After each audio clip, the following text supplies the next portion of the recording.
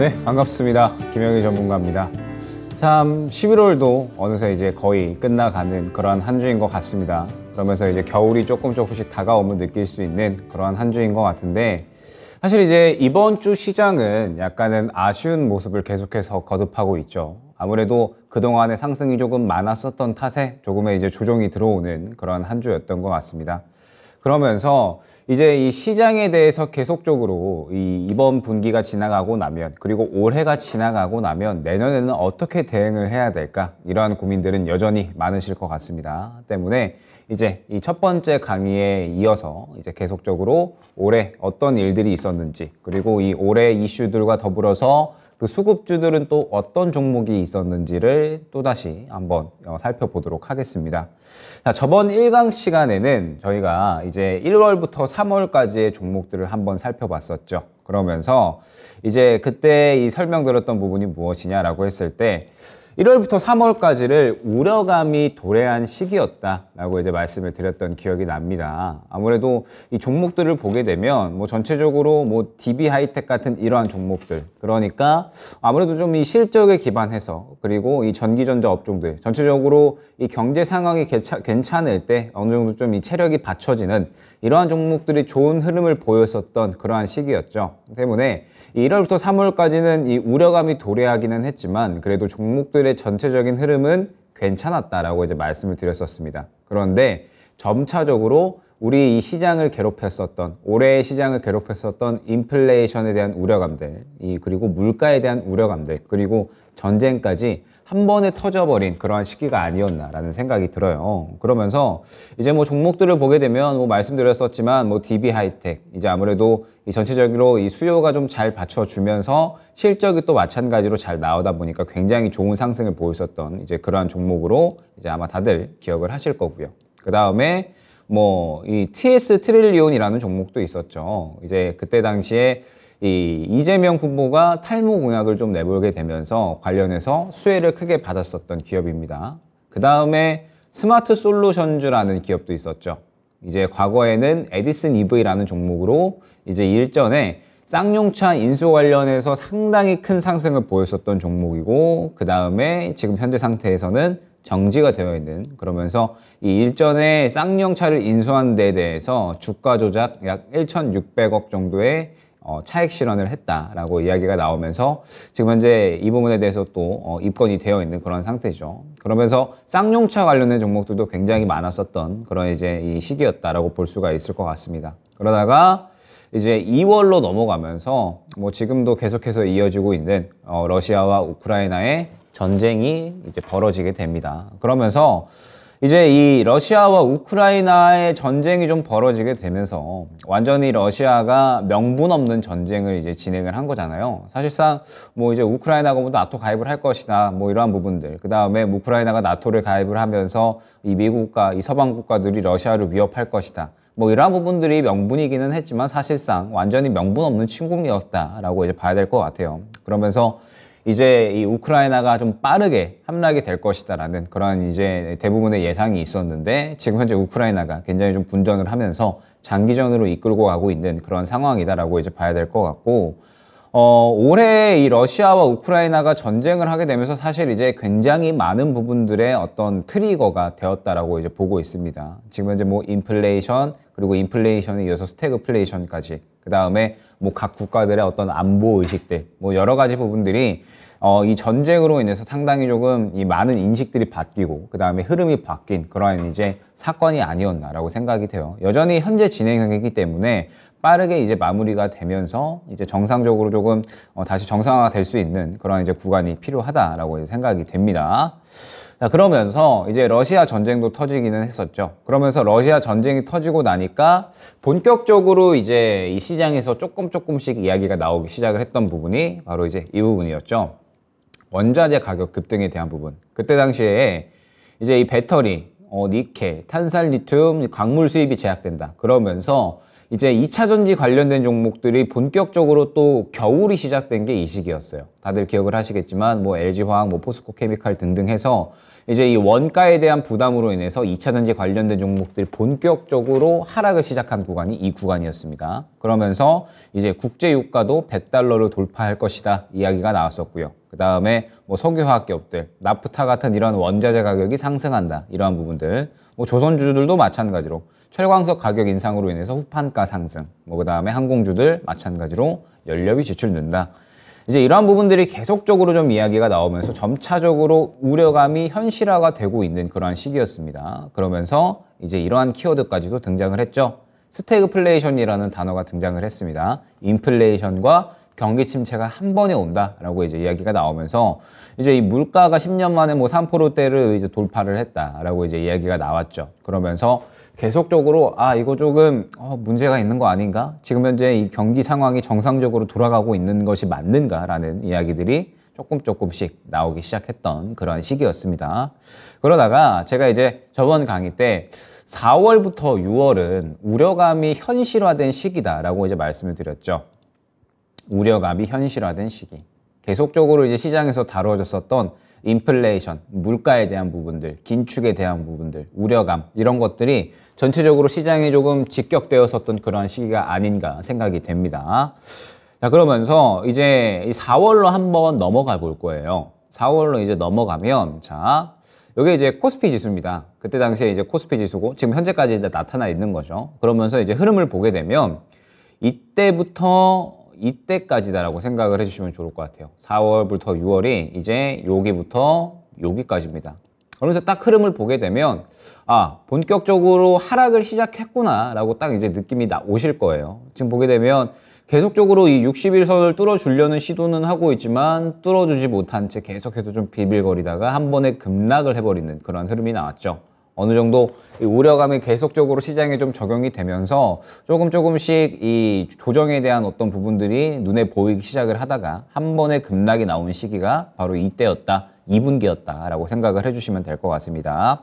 그러면서 이제 이 2분기 동안에 실질적으로 이 수급주로서 활약을 했었던 종목들을 또 지금 시간을 통해서 알아보도록 할 거예요. 그러면서 이 수급주들이 왜 수급주인지 그리고 어떠한 수급이 들어갔기 때문에 상승이 나왔는지 한번 저와 같이 살펴보시면 좋을 것 같습니다.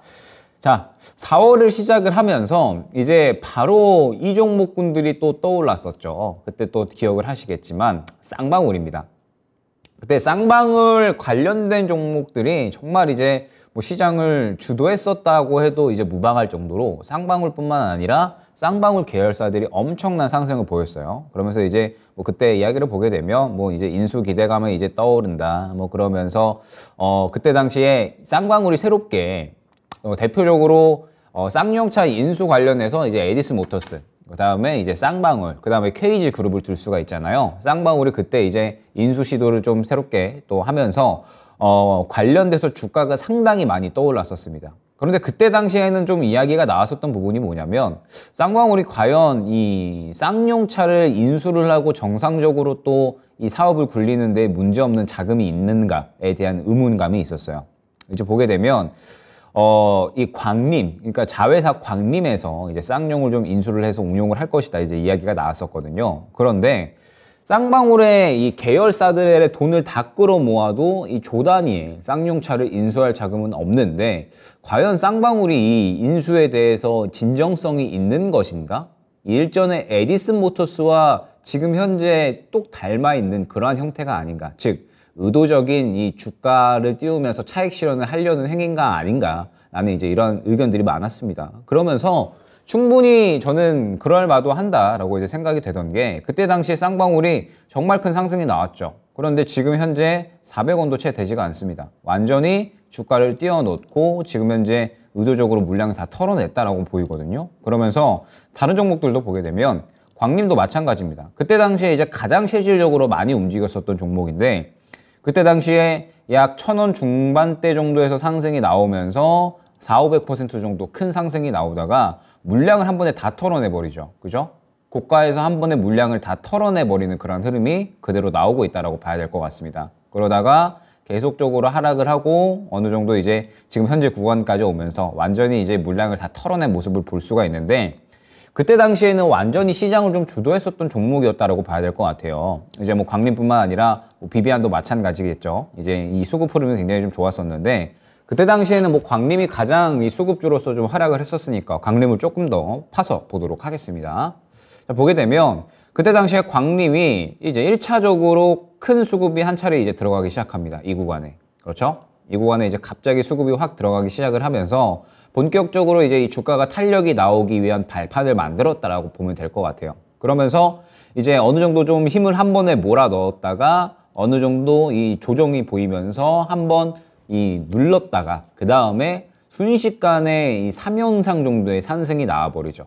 그러면서 이제 이 고점 부근에서 물량을 이제 일제히 털어버리는 그런 흐름이 나왔다라고 생각을 해주시면 됩니다. 그러면 이 흐름은 무엇이냐라고 했을 때 자금을 이제 의도적으로 밀어 넣는 거죠. 이 구간에서. 그죠? 그러다가 3연상으로 이제 이 개인들이 달라붙지 못하게끔 어느 정도 이제 틈을 만들어 놨다가 고점 부근에서 개인들을 계속적으로 좀 유도를 하면서 물량을 완전히 털어냈다라고 생각을 해주시면 됩니다. 그러다가 물량 완전히 털어 넣고 그 다음에 덜 털은 물량들을 이제 이 저점 구간에서 한 번씩 이제 치고 올리면서 완전히 마무 물량마저 완전히 털어냈다라고 생각을 해주시면 될 것 같아요.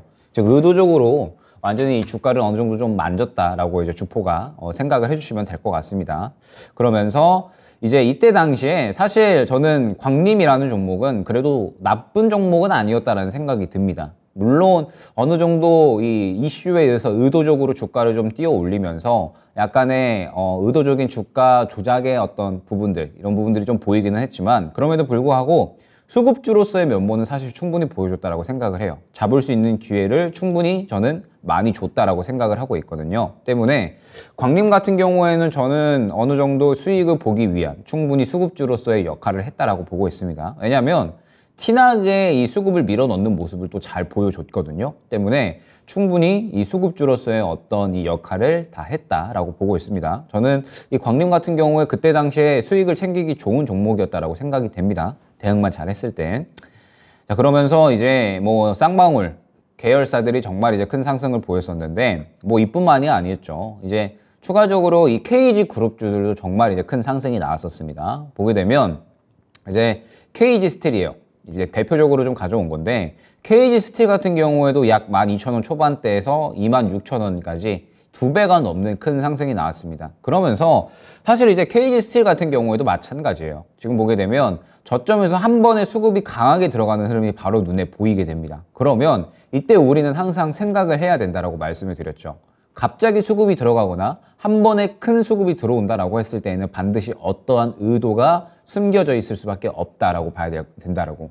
제가 일전에 한번 말씀을 드렸었지만 주식시장은 철저하게 시장 논리에 의해서 움직입니다. 시장 논리에 의해서. 시장 논리가 무엇이냐? 가격이 싸고 좋은 거는 빠르게 팔려나가기 마련이죠. 즉 수요가 있는 물품은 빠르게 팔려나갈 수밖에 없다라고 생각을 해주셔야 됩니다. 그러면 이 주식시장에도 이러한 논리가 그대로 적용이 되는 거예요. 매력적이고 값싸고 좋은 물건은 계속적으로 수급이 강하게 들어갈 수밖에 없다라는 부분. 그러면 우리는 이제 생각을 해야 된다라는 거죠. 왜 이 구간에서 강하게 수급이 들어가면서 이렇게 물량들을 모아가는 건지 이 부분을 생각을 하면서 이 의도가 무엇인지를 생각을 하게 되면 그때부터는 점차적으로 이 수익 종목들, 수급주들에 대해서 이제 수익을 상대적으로 챙겨가기가 쉽다라는 부분이 될 겁니다. 그러면서 KG 스틸 같은 경우에도 이제 수급이 한 번 강하게 들어가면서 계속적으로 또 이 매매할 수 있는 구간을 반복적으로 주죠. 그러다가 물량을 한번 소화하고 급등이 나오는 그러한 패턴이 그대로 나타났다라고 볼 수가 있을 것 같습니다. 그 다음에 뭐 마찬가지죠. 이제 이 쌍용차 인수 관련된 이야기가 지나가니까 시장에서 완전히 소외가 되는 그런 흐름이 나오면서 이제 또 마찬가지로 차익 실현이 나오는 그런 흐름이 반복이 됐다라고 이제 볼 수 있을 것 같고, 그때 당시에 이제 이 쌍용차 인수 경쟁에 참여한 이 기업들의 주가가 보게 되면 요거는 이제 이 쌍방울 관련주들이 약간은 KG 쪽으로 넘어가는 거 아니냐 이런 이제 이야기들이 많이 나올 때예요. 그러면서 이제 KG 그룹주들은 엄청나게 크게 상승을 보였었던 그런 이제 구간이었죠. 즉 쌍방울 관련주들은 상승이 나오고 나서 차익 실현이 나오는 구간에 KG 그룹주들이 이제 치고 들어왔었던 그런 시기였다라고 생각을 해주시면 됩니다. 그래서 이제 4월 초 정도 구간에는 완전히 이제 이 쌍용 인수 관련된 종목들이 완전히 또 크게 날뛰었던 그런 시기다라고 생각을 해주시면 될 것 같아요. 그러면서 이제 4월, 5월까지는 그래도 시장이 그래도 할만했다. 그러니까 어느 정도는 좀 박스권을 그렸다라고 보고 있어요. 이제 보게 되면 일전에 이제 코스피 차트죠. 보게 되면 이제 이 구간이었죠. 그래도 계속적으로 이 박스권 고점을 뚫어내려는 시도는 하고 있거든요. 저점을 잡을 때마다 그래도 어느 정도 반등이 나오면서 고점을 뚫어내려는 시도는 했기 때문에 그래도 박스권을 형성을 했다라고는 볼 수 있을 것 같고, 그러면서 이제 어느 정도 좋은 이슈가 있는 종목들은 그대로 또 정직하게 상승이 나왔었던 시기다라고 생각을 해주시면 될 것 같습니다. 그러면서 이제 뭐 원익 QNC 같은 이러한 종목들, 그러니까 이제 반도체 장비 쪽이잖아요. 그러면서 사실 지금 가장 이 어려운 업황 그리고 이 종목군들을 고르라라고 하면은 이제 반도체 장비 쪽일 것 같거든요. 아무래도 반도체 쪽 업황이 지금 현재 감산이라는 키워드가 대부분이잖아요. 얼마 전에 마이크론테크에서도 감산에 대한 이야기를 했고, 그러면서 뭐 삼성전자 같은 경우에 감산은 고려하고 있지 않다라고 이야기를 했지만 SK하이닉스 같은 경우에도 이제 감산에 대한 부분들을 이야기를 하고 있단 말이에요. 그러면은 감산을 하게 된다라고 했을 때 가장 이 이미지 혹은 이제 이 주가에 타격을 입는 곳은 역시나 반도체 장비 쪽이 될 겁니다. 실질적으로 수주량이 계속적으로 늘어나야, 발주량이 계속적으로 늘어나야 상승이 나올 수 있는 그러한 종목군들이 반도체 장비 쪽이기 때문에 지금 최근의 흐름은 사실 그렇게 좋지가 않았죠. 그런데 그때 당시에 반도체 장비 쪽은 분명하게 나쁘지 않았다라는 점. 계속적으로 이제 실적에 대한 이야기가 나오면서 이때 이제 이 반도체 기업들이 또 캐파를 늘려 나가고 있던 그러한 시기였거든요. 계속적으로 이제 공장을 증설했었기 때문에 이 부분에 대해서 반도체 장비 관련된 종목들도 상당히 좀 좋은 상승이 나왔었다라고 보시면 될 것 같습니다. 뭐 그러면서 뭐 이때 당시에도 뭐 수급 계속적으로 좀 긍정적으로 유지가 됐었죠. 큰 수급이 좀 계속적으로 이제 유지가 되면서 좋은 상승을 계속해서 보여줬다 생각을 해주시면 될 것 같습니다. 자, 그 다음에 이제 뭐 이런 종목들도 사실 이때 그때 당시에 시장에서 나쁘지 않은 상승이 나왔었어요. 이제 뭐 보게 되면 NFT 거래소가 이제 오픈시라는 NFT 거래소가 있는데 그때 초기 투자에 성공을 했다라고 이야기가 나왔죠. 지금 NFT 관련해서 이야기 나왔을 때 시장이 과연 이만큼의 반응을 보일 수 있을까라는 생각을 하거든요. 워낙에 이제 이 가상화폐 거래소, 최근에 FTX가 부도에 대한 이야기가 나오고 있잖아요. 이제 문을 닫을 것이다. 이러한 이제 이야기가 나오고 있기 때문에 가상화폐에 대한 투심은 지금 완전히 죽어 있다라고 봐야 될 것 같아요. 그런데 이제 이때 당시에는 그래도 나쁘지는 않았다. 가상화폐든 그 다음에 이 파생으로 나온 이제 뭐 NFT든 전체적으로 투심 자체는 나쁘지 않았다라고 이제 생각이 되고, YJM 게임즈 같은 경우에도 이제 이때 당시에는 수급이 좀 상당히 괜찮았었죠. 순전히 밀어놓는 수급들이 좀 확인이 되면서 단기적인 트레이딩에 대한 부분들을 어느 정도는 또 구간들을 좀 만들어 줬다라고 볼 수 있을 것 같습니다. 어찌됐든 이때 당시에는 그래도 시장 자체가 나쁘지는 않았다. 그래도 어느 정도 박스권을 그리면서 접근할 만한 종목들은 이제 뭐 성장주든 뭐 내수주든 가리지 않고 전체적으로 상승이 잘 나왔다라는 그런 특성 생각을 해주시면 좋을 것 같습니다.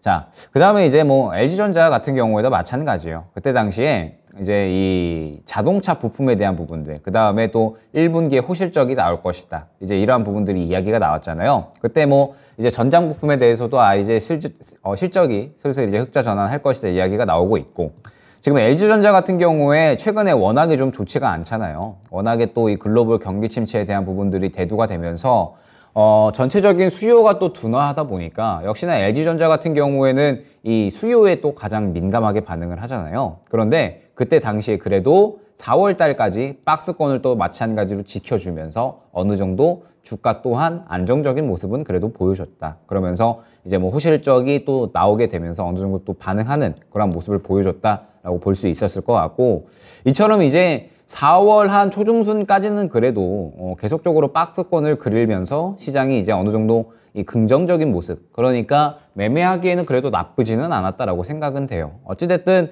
지금 이러한 이 금리 인상에 대한 이야기가 나오게 됐을 때 상대적으로 뭐 성장주나 혹은 이제 이 기술주들이 상승이 나오기가 쉽지는 않잖아요. 그런데 이러한 부분들이 그래도 어느 정도 이때 당시에는 접근하기 좋을 만한 그런 이제 환경 자체는 유지가 됐다라는 부분들 생각을 또 해주시면 좋을 것 같습니다. 자, 그러면서 구형테크에 대한 또 이야기가 나왔어요. 요거는 이제 제가 한번 짚고 넘어가야 될 종목인 것 같아서 한번 이제 가져왔는데, 왜냐라고 했을 때 최근에 이제 이 IRA 관련된 이야기가 많이 나오고 있잖아요. 그죠?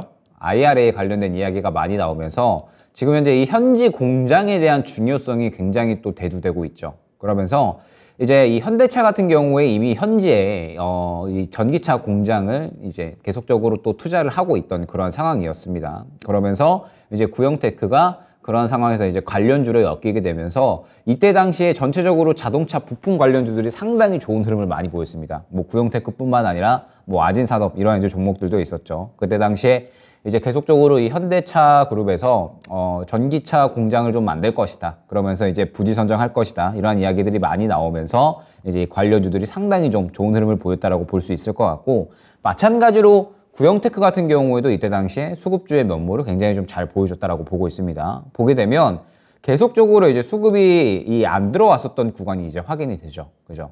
수급이 이제 그렇게 긍정적이지는 않았다라고 이제 보고 있는데, 현대차 관련된 이야기가 나오면서 한 번에 앞선 매물대를 모두 소화해주는 이런 흐름이 나오게 된 겁니다. 강한 힘이 들어가면서. 그죠? 강한 힘이 들어가면서 한 번에 이러한 구간들을 모두 소화를 해주고 다시 한번 왔다 갔다 하면서 앞선 이 매물대의 물량들을 소화를 해주다가 추가적인 급등이 나오는 모습을 확인을 할 수가 있죠. 전형적으로 이 긍정적인 수급주의 패턴이다라고 생각을 해주시면 됩니다. 즉, 우리가 이 종목들에 대해서 사실 이제 뭐 구형테크도 마찬가지겠지만 현대차가 이제 이 전기차에 투자한다는 건 알겠어. 그런데 과연 이게 언제 시장의 반응을 보일 것인가? 이 부분이 좀 중요하잖아요. 그런데 이 부분을 우리가 예측하기란 사실 불가능에 가까운 일이다라고 생각이 되거든요. 그렇다라고 했을 때 우리가 이 부분에 대해서 미리 이제 들어갈 필요는 없다라고 생각이 돼요. 항상 이제 제가 최근에 들은 말 중에 주식시장에서는 좀 패스트 팔로워가 되자라는 이제 그런 이제 말이 있거든요. 이처럼 수급이 들어가게 되면 결국에는 어떠한 이유에서든 이 수급이 들어간다라고 했을 땐 분명하게 이유가 있습니다. 그러면서 이 이유에 대해서 파악을 하고 그 다음에 이 수급의 의도가 무엇인지, 과연 끌어올리기 위한 수급인지 아니면 떨어뜨리기 위한 수급인지, 이러한 의도를 잘 파악을 한다라고 했을 때 굳이 이 이슈를 미리 알고 있지 않다라고 하더라도 이 수급을 판단을 해서 어느 정도 또 패스트 팔로워가 될 수 있는 그러한 이제 이 긍정적인 매매 전략을 꾸려나갈 수 있다라고 생각이 되거든요. 때문에 항상 많이 강조를 드리지만 이렇게 강한 수급이 들어갔을 때에는 왜 수급이 들어갔는지, 그리고 이 수급의 의도가 올리기 위한 수급인지 아니면은 떨어뜨리기 위한 어떤 의도적인 이 유도하는 수급인지를 잘 파악을 할 필요가 있다라는 점 참고를 해주시면 좋을 것 같습니다. 그러면서 이제 그때 당시에 뭐 구형테크나 아진산업 같은 이러한 자동차 관련된 종목들이 상당히 또 좋은 상승을 보였다라는 부분 한번 체크를 하고 가면 좋을 것 같고요. 이제 그때 당시에 뭐 일동제약은 뭐 참고를 해주시면 좋을 것 같아서 또 가져왔습니다. 그때 이제 일동제약이 수급주로서의 면모를 굉장히 좀 잘 보여줬다라고 말씀을 드렸잖아요. 보게 되면 긍정적인 수급들이 정말 많이 보였습니다. 그러면서 이제 아마 이때 당시에 여러 번 접근을 할 수 있었던 그런 구간들이 많았을 것 같고, 이제 여러분들께서도 이 종목을 많이 접근을 하셨을 것 같습니다. 그런데 결과적으로 이제 어느 정도 많이 올라오고 나니까 이제 급락이 나왔죠. 그러면서 급락이 나온 이유가 이제 뭐 세무조사 들어간다. 그 다음에 이 시오노기 제약과 공동개발 코로나19 치료제가 태아 기형을 유발한다. 이제 이러한 이야기들이 나왔죠. 그러면서 이제 이 우려감들이 계속적으로 좀 더해지는 그런 이제 구간들이 나왔기 때문에 급락이 나왔다라고 생각을 해주시면 좋을 것 같습니다. 여기서 이제 중요한 부분이 무엇이냐? 수급주들은 또 결국에는 이 순환을 하는 게 좀 중요하다라는 부분이에요. 그러니까 이 수급이 계속적으로 들어간다라고 했을 때 분명하게 어느 정도 이 올리려는 의도는 파악이 된다라고 한다면 이 종목을 그냥 무작정 계속 들고 가기보다는 그래도 어느 정도 이 상승이 나왔을 때에는 순환을 할 필요가 있다라는 점이 이제 일동제약을 통해서 잘 보여지지 않았나라고 생각이 듭니다. 지금 뭐 만약에 이 구간에서 이제 예를 들면 일동제약 같은 경우에 저는 이제 긍정적으로 보였었던 구간이 이제 이 구간인 것 같거든요. 이제 어느 정도 상승이 나오고 나서 이 구간에 다시 한번 좀 밀어넣는 수급들이 굉장히 좀 많이 보였다라고 생각이 돼요. 그러면 이 구간에 잡았을 때 결과적으로는 고점 부근에서 어느 정도 더 가지 못한다라고 했을 때는 과감하게 또 수익 정리할 수 있는 그러한 결단이 필요하거든요. 때문에 수급주들은 접근을 할 때 항상 어느 정도 또 이 순환을 하겠다라는 그러한 이제 마음가짐을 갖고 진행을 하셔야 된다라는 점 이제 참고를 해주시면 좋을 것 같습니다. 그러면서 이제 일동제약도 있었지만 그때 이제 또 시장에 상당히 수혜를 받았었던 종목이 있었어요. 어떤 종목이냐면 자, 포스코 인터내셔널이라는 종목입니다. 그때 당시에 이제 종합산사 관련된 종목들이 또 상당히 좋은 상승이 또 많이 나왔어요. 그때 이제 뭐 이유가 무엇이냐라고 하면 뭐 이제 뭐 팜오일 관련돼서 이제 팜오일가가 이제 계속적으로 좀 올라간다라고 이제 이야기가 많이 나왔었고, 그 다음에 또 뭐 석탄에 대한 부분들 이야기가 많이 나오면서 이제 종합상사 관련된 종목들이 이제 그러한 부분들을 좀 다루다 보니까 역시나 인플레 수혜를 강하게 받았었던 종목군들이었다라고 이제 생각을 해주시면 좋을 것 같습니다. 그러면서 뭐 종합상사 관련된 종목들 뭐 4월은 이제 이때거든요. 뭐 이때에도 수급이 괜찮았지만 진짜 수급이 괜찮았었던 건 사실 이제 3분기 구간이었죠. 이때도 뭐 바로 눈에 보입니다. 이 수급적인 부분이. 그죠? 앞선 매물을 바로 이제 소화를 해주면서 바로 이제 이 모든 매물을 삼켜주고 약간 쉬어갔다가 또 추가적인 상승이 나오는. 그러면 사실 이렇게 이 수급이 들어가는 구간에 보기만 하더라도 충분히 이 포스코 인터내셔널 같은 경우에는 접근이 가능한 종목이었다라는 점 마찬가지로 참고를 해주시면 좋을 것 같습니다. 그때 당시에 이제 인플레 수혜를 받았었던 종목이다 정도로 이제 생각을 해주시면 좋을 것 같아요. 자, 그 다음에 뭐 지금 이 또 어마어마한 상승을 보이고 있는 종목이죠. 미래나노텍.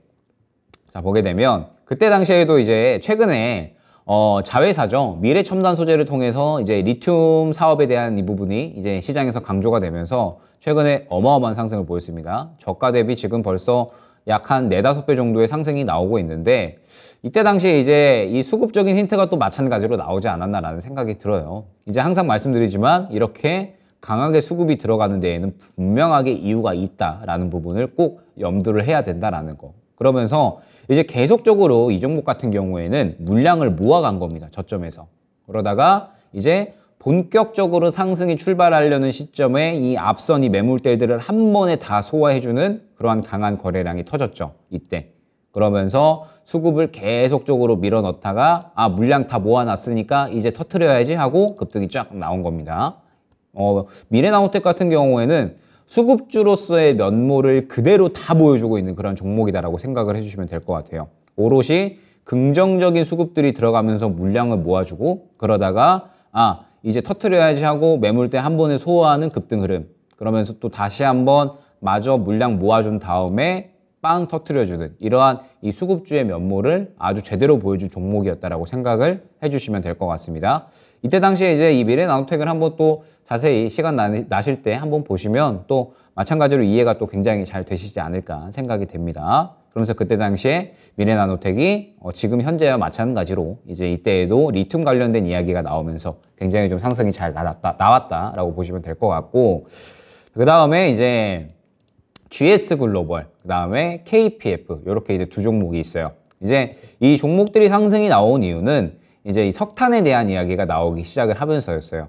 이제 유럽에서 천연가스가 이제 부족하다 보니까 이 부분에 대해서 또 대체제로 떠오른 게 석탄이었죠. 그러면서 이제 이 원래 탄소 중립 관련해서 석탄 발전에 대한 어떤 비중이 조금씩은 줄어들 수밖에 없는데 다시 한번 이제 이 석탄 발전을 어찌됐든 이 천연가스가 지금 현재 유통이 되고 있지 않다 보니까 석탄 발전 늘리겠다라고 이제 이야기를 하면서 그때 당시에 석탄 관련주들이 상당히 좀 큰 상승을 보였습니다. 그러면서 이제 가장 대표적으로 상승이 나왔었던 게 GS 글로벌, 그 다음에 KPF 이 두 종목이다라고 생각을 해주시면 좋을 것 같아요. 그러면서 이제 뭐 그때 당시에도 상당히 좋은 수급 흐름을 마찬가지로 보여줬습니다. GS 글로벌도 한 차례 강하게 들어가는 수급이 바로 확인이 되죠. 그러면서 계속적으로 이제 위아래로 움직이면서 수급주로서의 면모를 아주 잘 보여줬다라고 생각을 해주시면 좋을 것 같고, 그 다음에 이제 KPF 같은 경우에도 관련해서 이제 이 석탄 광산 관련된 이 이슈가 있기 때문에 마찬가지로 수급주의 면모를 아주 잘 보여줬다라고 생각을 해주시면 좋을 것 같아요.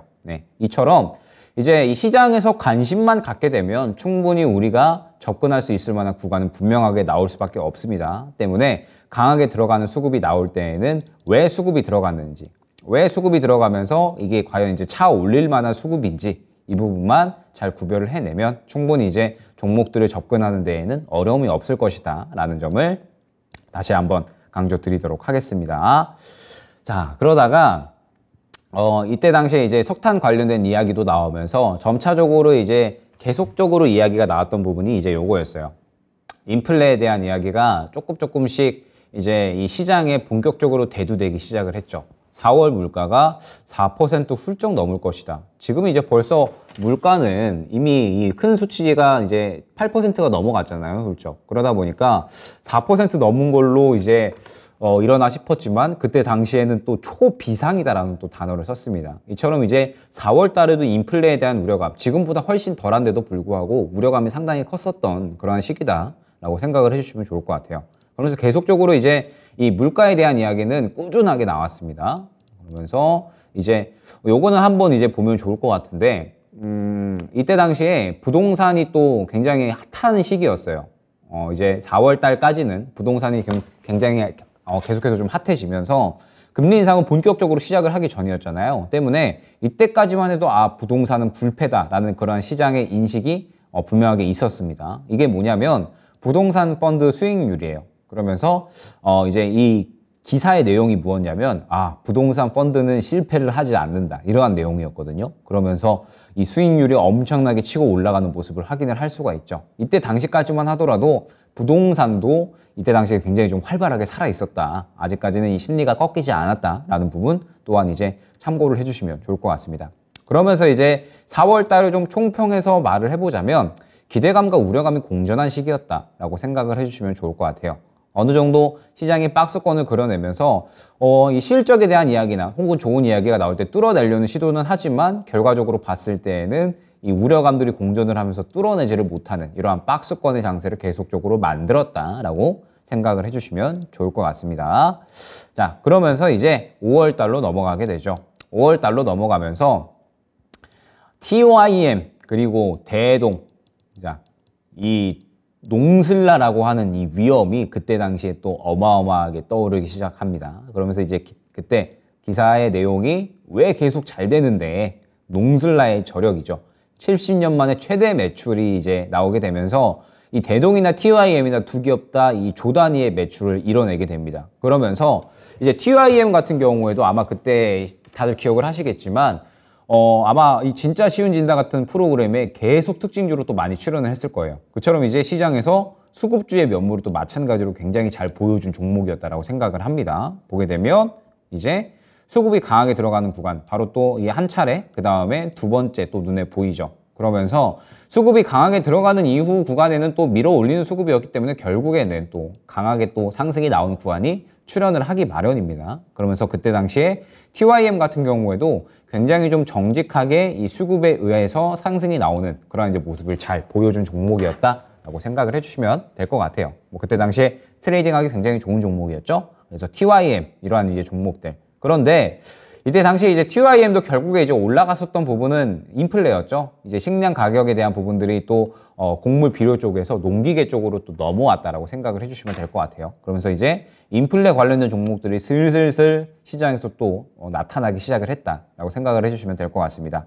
그러면서 이제 에코플라스틱도 그때 당시에 상당히 좀 큰 상승이 나왔었어요. 플라스틱 관련된 종목들. 마찬가지로 이제 저는 접근하기 좋았었던 이런 종목이었다라고 생각이 되는데, 그때 당시에 이제 나프타 가격이 계속적으로 좀 상승을 하면서 이 부분에 대해서 이제 플라스틱 관련주들이 상당히 조금 상승을 잘 보였었던 그러한 이제 이유였습니다. 플라스틱의 원료이기 때문에 나프타가 때문에 이 부분에 대해서 이제 시장에서 주목을 받으면서 플라스틱 관련주들이 일제히 또 좋은 상승을 보였었던 시기였죠. 그러면서 마찬가지로 수급적인 부분 충분히 또 힌트를 줬다라고 이제 생각이 됩니다. 뭐 이제 궤를 어느 정도 보시면 아시겠지만 이 물가에 대한 부분들이 계속적으로 시장에 작용을 하게 되면서 QIM이나 에코플라스틱이나 결과적으로는 인플레이션 수혜를 받고 올라간 종목들이었습니다. 즉 이 말은 5월부터 점차적으로 인플레이션 수혜를 받는 종목들이 출현을 하기 시작을 했다라고 생각을 해주시면 좋을 것 같아요. 그러면서 최근에 이제 상승이 잘 나왔었던 이 대환유화라는 종목이 있었죠. 그죠? 그때 당시에 이제 대환유화가 이야기가 뭐가 나왔냐면 이때 이제 석유화학 쪽이 본격적으로 업황이 안 좋아진다라고 이야기가 나오기 시작을 한 거예요. 그때 당시에 국제 유가 급등세에 따라서 스프레드가 약세를 보이고 있다라고 이야기가 나왔죠.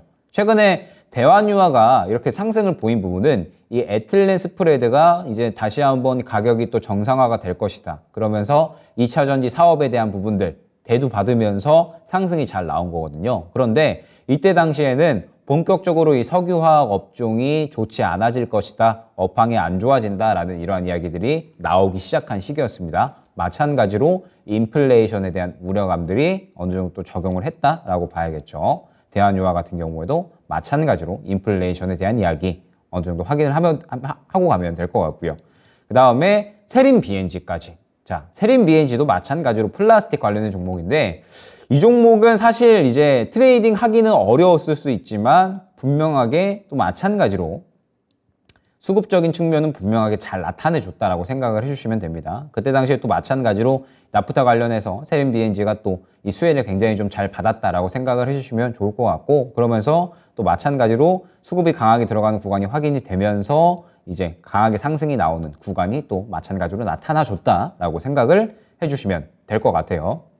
즉 이제 5월 초에는 물론 실적에 관련된 종목들, 그 다음에 여러 가지 종목들이 있었지만 결국에는 이 인플레이션 관련된 종목들이 수혜를 받으면서 본격적으로 대두가 되기 시작을 했다라고 생각을 해주시면 될 것 같습니다.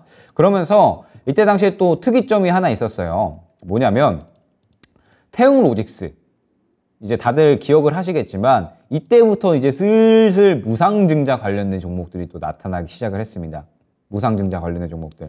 수급적인 부분은 사실 굉장히 긍정적이었거든요. 태웅로직스가 아까 이제 미래나노텍과 같이 저점에서 이제 물량을 좀 밀어 넣다가 한 번에 갑자기 크게 또 이 수급을 밀어 넣습니다. 그러면서 계속적으로 추가적인 상승을 유도하면서 차익 실현을 하는 그런 모습을 볼 수가 있죠. 그런데 우리가 주목을 해야 될 건 무상증자에 의해서 상승이 나왔다는 부분. 그죠? 이때 당시에 이제 무상증자 관련된 종목들이 본격적으로 좀 대두가 되기 시작을 했는데 보통 시장이 안 좋을 때 무상증자 관련된 종목들이 날뜁니다. 왜냐하면 보낼 게 없으니까. 기본적으로 이제 시장에서는 여러 가지 이슈들이 필요한데 이 이슈들이 시장에서 긍정적으로 작용을 하지 못하다 보니까 이때 당시에 무상증자가 테마로서 잘 활약을 했다라고 보시면 좋을 것 같고, 태웅로직스는 이제 거의 시작하는 종목이었다라고 생각을 해주시면 좋을 것 같아요. 그런데 충분히 마찬가지로 수급적인 부분 잘 또 보여줬다라고 생각을 해주시면 될 것 같습니다. 그러다가 이제 태경케미칼 같은 종목들도 계속적으로 이야기는 됐었죠. 그때 탄산가스 부족할 것이다. 그러니까 반도체 특수가스가 좀 부족할 것이다 라고 이야기가 또 많이 나왔어요. 이제 마찬가지로 이 러시아에서 천연가스에 대한 부분들도 규제를 했기 때문에 이 부분에 대해서 이제 반도체를 만드는 데 필요한 이 특수가스가 부족할 것이다 라고 이야기가 나오면서 마찬가지로 태경케미칼 같은 경우에도 그때 당시에 인플레이션 수혜를 받았던 그런 종목이다 라고 생각을 해주시면 좋을 것 같습니다. 그러면서 바로 또 보이죠. 눈에 보이죠. 수급이 들어가는 구간이 확인이 되고 그 다음에 점차적으로 끌어올리면서 차익 실현을 하는 모습. 이때 당시에도 급등 나오기 전에 차익 실현이 나오기 이전에도 굉장히 조금 좋은 그런 이제 이 수급적인 부분이 또 확인이 되네요. 이런 부분들도 참고를 해주시면 좋을 것 같습니다. 자, 그러면서 이제 이러한 종목들, 그러니까 이제 인플레이션 수혜를 받는 종목들도 계속해서 좀 출현을 하기는 했는데 이때 당시 이제 이 문제점이 무엇이냐라고 했을 때 적자 종목이 슬슬슬 급증을 하기 시작을 했어요. 적자가 나오는 종목들이 계속적으로 좀 나오게 되면서 이때 당시에 이제 하락하는 종목들을 보게 되면 거의 대부분 적자, 1분기 적자, 1분기 적자 이러한 이야기들이 계속적으로 많이 나왔습니다. 즉, 이 기업들의 어떤 분위기 자체는 굉장히 좀 좋지 않았다라고 생각을 해주시면 될 것 같아요. 자, 그러면서 이제 또 새롭게 5월 중순쯤 그리고 이제 이 후반쯤 넘어가면서 이제 뭐가 나왔었냐면 그때 당시에 이러한 종목들이 또 나왔었습니다. 원숭이 두창 관련된 종목들. 이제 아무래도 이 코로나에 대한 공포감이 우리가 있었잖아요. 그러다 보니까 아무래도 이 원숭이 두창 관련된 이 이야기가 나오다 보니까 시장에서 상당히 또 크게 탄력을 받았었죠. 그러면서 미코바이오메드 같은 경우에도 그때 당시에는 이 수급주의 면모를 아주 제대로 보여줬다. 미래나노텍과 마찬가지로 이 미코바이오메드는 이때 당시에 굉장히 좀 효자 종목으로서의 노릇을 톡톡히 했을 것이다라고 보여지거든요. 수급이 정말 대놓고 들어가고 있습니다. 그죠? 수급이 완전히 대놓고 들어가면서 이 종목 끌어올릴 거야 라고 이제 대놓고 수급상으로 이야기를 하고 있는 거예요. 미코바이오메드 같은 경우에도. 그러면서 원숭이 두창 관련된 이야기들이 계속적으로 시장에 나오면서 저점 대비 굉장히 큰 상승을 보여줬다라고 생각을 해주시면 좋을 것 같습니다. 미코바이오메드도 마찬가지로 굉장히 좋은 상승을 보인 이 수급주로서의 역할을 했다라고 생각을 해주시면 좋을 것 같아요. 그러면서 이제 이 5월이 끝나게 됐죠. 5월이 끝나게 되면서 완전하게 이 5월을 좀 총평을 해보자면 개별 종목 장세였다. 즉 박스권을 그리는 가운데 완전하게 개별 종목 장세가 펼쳐졌다라고 이제 생각이 됩니다. 올라갈 종목들은 이슈 있으면 문제없이 올라가는데 떨어지는 종목들은 계속적으로 또 철저하게 소외가 되는, 예를 들면 최근의 시장이 그렇다라고 볼 수가 있겠죠. 소외되는 종목들은 철저하게 소외가 되는 그러한 시장이 또 마찬가지로 5월에도 펼쳐졌었다라고 생각을 해주시면 될 것 같습니다. 자, 그 다음에 이제 6월 달로 넘어가야죠. 자, 그때 당시에 이제 6월 달부터 본격적으로 이러한 이야기가 나오게 됩니다. 5월 달 개인 소비 물가가 6.3% 상승을 했다. 지금 이제 7.9% 나왔다. 7%대 나왔다고 이제 시장은 환호를 하고 있는데 이때 당시에 6.3% 상승을 했다. 40년 열애 최고다라고 하면서 본격적으로 이 패닉이 확산이 됐던, 공포감이 확산이 됐던 시기다라고 생각을 해주시면 좋을 것 같아요. 그렇기 때문에 6월은 인플레이션 공포감 확산이었다라고 생각을 해주시면 될 것 같습니다. 자, 그때 당시에 6월 초까지는 그래도 괜찮았어요. 6월 초까지는 이제 다시 한번 좀 차트를 볼까요? 6월 초까지는 그래도 약간은 지켜주는 흐름이 나왔거든요. 요때입니다, 요때. 6월 초까지는. 요때는 그래도 약간은 지켜주는 그런 흐름이 나왔는데 급락이 나오기 일보 직전 구간이었죠. 그죠? 급락이 나오기 일보 직전 구간이었다라고 생각을 해주시면 좋을 것 같은데 그때 당시에 이제 종목들은 그래도 6월 초까지는 나쁘지 않은 흐름은 나타나줬다라고 생각을 해주시면 될 것 같아요. 이때 당시에 뭐 해성 TPC 같은 경우에도 워낙에 이제 이 로봇에 대한 이야기가 또 삼성전자가 계속적으로 또 이야기를 하다 보니까 이러한 부분들이 또 수혜를 받으면서 또 굉장히 좋은 상승을 보였었던 이제 이 수급주로의 역할을 했다라고 생각을 해주시면 될 것 같은데 이때 당시에 이제 6월 초까지는 시장의 흐름이 나쁘지 않다가 현충일이 됐잖아요. 근데 이제 기억을 해보면 현충일에 굉장히 또 좋지 않은 이야기들이 많이 나왔었던 것 같습니다. 그러면서 이제 현충일 날 그래도 좀 잘 쉬었는데 이거 지나가고 나서 어떡하지라는 생각을 좀 많이 했었던 것 같아요. 그러면서 이제 아니나 다를까 이제 현충일이 지나가고 나니까 본격적으로 시장이 좀 하락을 시작을 했습니다. 급락을 또 본격적으로 시작을 했다라고 이제 봐야 될 것 같고 그러면서 이때 당시에 이제 본격적으로 또 이야기가 나왔었던 부분들이 역시나 이 무상증자 관련된 종목들이에요. 그때 당시에 또 인카금융서비스라고 하는 또 이 무상증자 관련된 또 종목들이 나오기 시작을 했죠. 그러면서 이제 마찬가지로 상승이 나오는 그런 이제 모습들이 나타났다라고 볼 수 있을 것 같고 역시나 이 무상증자 관련된 종목들이 상승이 나오는 이유는 시장에 올라갈 종목들이 크게 없기 때문에 그렇기 때문에 무상증자 테마라는 어떻게 보면은 물론 이제 이 기업의 재무 건전성이 상당히 좀 좋다라고 이제 이야기는 될 수 있는 부분이지만 그럼에도 불구하고 사실 시장에서 그렇게 큰 어떤 이슈로 작용하기에는 힘들거든요. 그런데 뭐 이러한 부분들이 또 충분히 작용을 했다라고 보시면 좋을 것 같습니다. 그러면서 이제 뭐 인카금융서비스 같은 이러한 이제 무상증자 종목들도 나타났고 뭐 이때 당시에 또 이런 종목들도 있었어요. 이루온 또 마찬가지로 수급주의 역할을 좀 굉장히 좀 잘 해줬었죠. 이때 보게 되면 굉장히 수급이 활발한 모습을 확인을 할 수가 있습니다. 그죠? 그러면서 이때 당시에도 애플페이 관련된 이야기가 계속 나왔어요. 그러면서 이 수급이 굉장히 좀 강한 모습을 또 마찬가지로 나타내줬다. 그러면서 뭐 이루어는 완전히 크게 상승을 보이기보다는 이슈가 있을 때마다 수급 밀어넣으면서 한 차례 계속적으로 좀 차익 실현을 하는 그런 모습을 할 수가 있죠. 완전히 트레이딩의 관점에 속하는 종목이다라고 생각을 해주시면 좋을 것 같습니다. 자, 그러면서 이제 이러한 종목들이 좀 움직이면서 이제 뭐 6월 한 10일 정도까지는 개별 종목 장세가 이어졌다라고 생각을 해주시면 좋을 것 같아요. 그런데 이제 본격적으로 시작이 된 거죠. 자, 삼성전자 차트를 보게 되면 마찬가지입니다. 시장이 꺾이기 시작을 했었던 이 시기, 이때 당시에 이제 삼성전자도 마찬가지로 같이 급락을 하는 그러한 모습을 확인을 할 수가 있죠. 이때부터 이제 본격적으로 이 기술주, 전기전자 업종, 전체적인 성장주들 다 투심이 많이 악화됐던 시기다라고 생각을 해주시면 될 것 같아요. 그리고 이제 뭐 공구음원이 이때 또 출연을 했죠. 공구음원. 그때 당시에 이제 주당 5주 배정, 무상증자를 한다라고 이야기가 나오면서 어마어마한 상승을 보였습니다. 10,000원 정도 구간부터. 그러니까 이제 5,000원에서 10,000원 정도 놀던 종목인데 54,500원까지 올라갔어요. 과연 그런데 이게 이만큼 올라갈 만한 이슈였는가를 생각을 해볼 필요가 있겠죠? 그죠?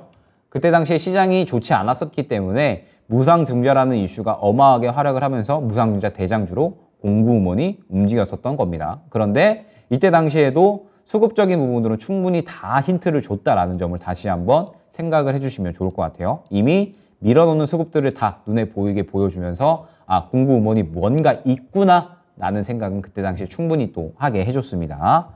자, 그러면서 이제 뭐 공구 음원 관련된 종목들, 뭐 그 다음에 뭐 이때 당시에 또 쌍용 관련된 이야기들 계속해서 나왔었어요. 그때 당시에 또 KG ETS 같은 경우에도 계속적으로 좀 상승이 나오면서 실질적으로 이제 결국에 시장이 좀 하락을 하다 보니까 이 기업들의 어떤 좋은 이야기들이 나오기보다는 테마로 좀 활약을 할 수 있는 그러한 종목들이 많이 좀 대두가 되었었던 그러한 시기였던 것 같아요. 그러면서 이제 뭐 KG ETS 같은 경우에도 쌍용 인수 관련해서 이제 이야기가 나왔었던 그러한 종목이고, 뭐 조강 ILI 같은 경우에도 마찬가지죠. 이제 뭐 공구 음원에 이어서 이제 두 번째 무상증자 대장주인 것 같은데, 원래 뭐 다들 알고 계시겠지만 이 대북 관련된 종목으로 엮였었던 종목이에요. 그런데 이때 이 무상증자 이야기가 나오게 되면서 뭐 마찬가지입니다. 수급적인 힌트는 다 나왔어요. 그죠? 수급적인 힌트는 다 나왔고, 이게 끌어올리려는 수급이었다 정도만 파악이 됐을 때 계속적으로 좀 관심 종목으로 보면서 접근할 만한 구간을 노리고 있었을 겁니다. 저도 이제 이때 당시에 조광 ILI 같은 경우에는 접근을 했었던 그런 이제 기억이 나는데, 이처럼 이제 시장이 좀 많이 올릴 만한 종목이 없다 보니까 완전히 의도적으로 수급을 밀어넣는 이슈를 만들어낸 다음에 수급을 또 의도적으로 밀어넣었다라고 생각을 해주시면 좋을 것 같아요. 나쁜 종목이 아닙니다. 충분히 수익을 잘 챙겨갈 수 있는 좋은 종목이었다라고 생각을 해주시면 될 것 같습니다. 그러면서 이제 뭐 이러한 종목들이 출현을 하기 시작을 했고, 뭐 그때 당시에 이제 네이버 같은 경우는 계속적으로 좀 하락을 했죠. 이때 당시에도 이제 마찬가지겠지만 계속적으로 이 6월부터 글로벌 경기 침체, 수요 둔화에 대한 이야기가 많이 나왔기 때문에 이러한 부분들이 또 시장에서 마찬가지로 강조가 되면서 네이버도 계속적으로 하락을 했다. 그러면서 이제 전체적인 플랫폼, 뭐 성장주, 기술주 다 마찬가지겠지만 계속적으로 이제 하락을 했었던, 그야말로 이제 올해 가장 힘들었었던 시기가 6월이 아니었나라는 생각이 듭니다. 그러면서 이때 당시에 요거는 또 체크를 하고 가야겠죠. 13년 만에 원달러 환율 1,300원을 돌파를 했다. 물론 이제 최근에는 1,500원 근처까지도 이제 한번 갔다 왔지만, 이때 당시에 이제 이 리먼 브라더스 사태 이후에 13년 만에 처음으로 원달러 환율이 1,300원을 돌파를 했거든요.